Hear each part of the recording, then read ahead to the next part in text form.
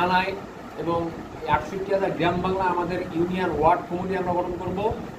প্রয়োজনে বিশেষ প্রয়োজনে আমরা ইউনিট কমিটি গঠন করব, যেই কমিটির মাধ্যমে আমরা আমাদের এই সংগঠনকে সবসময় সুসজ্জিত রাখবো, যাতে আমাদের কোনো ভাই সড়কে দুর্ঘটনা হলে যে কোনো প্রশাসন, কোনো চাঁদাবাজ, কোনো ধান্দাবাজ যে কোনো তাকে অনিরাপদ না করতে পারে, তার সম্মানহানি না করতে পারে, তার উপরে কোনো দুর্নীতি না করতে পারে। যেগুলো প্রমাণ আমি করিয়ে করিয়ে আপনাদেরকে কিন্তু দেখাইছি। আমি গত 4 তারিখেই এই ঘটনার সম্মুখীন হয়েছি, ওটা আপনাদেরকে আমি ভিডিও ফুটেজে দেখাইছি।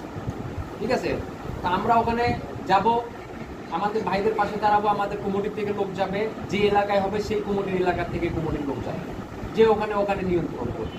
তো এখন মূলত যে আমরা যদি একটা কাজ করতে যাই, যেটা আমাদের সেক্রেটারি সাহেব বললো, ওখানে অর্থের প্রয়োজন আছে।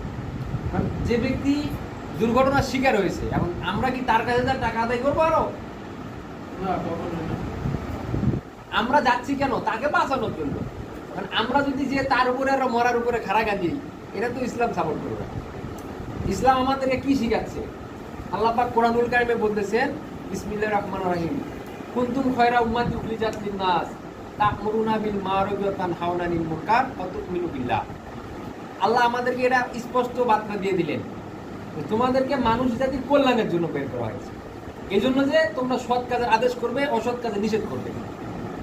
ঠিক আছে না? তা'মুরুনা বিল মা'রুফ ওয়া তানহাউনা আনিল মুনকার। সৎ কাজ আমাদেরকে করতে হবে, অপরকে উদ্দেশ্য করে বলতে হবে।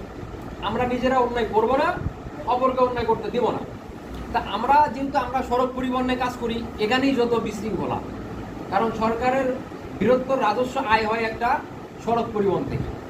কারণ এখানে যত প্রকার মামলা, যত প্রকার হামলা, যত প্রকার অ্যাক্সিডেন্ট, হ্যাঁ, যত প্রকার ট্যাক্স, ব্যাট, এটা সব কিন্তু সরকারের খাতায়।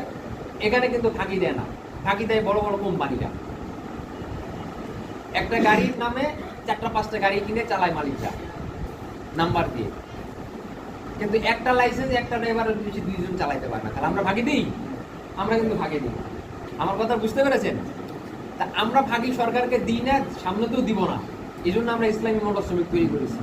ওই রকম একটা কার্যক্রম করতে গেলে কিন্তু আমাদের অর্থের ব্যাপক প্রয়োজন হবে। আমরা ওখানে 10 জন যাবো, 20 জন যাবো, আমাদের খাবার দাবার হাবি যাবে, আরও ব্যবস্থা থাকবে। তো সেগুলো নিরাপত্তা দিতে হবে, আমরা করব।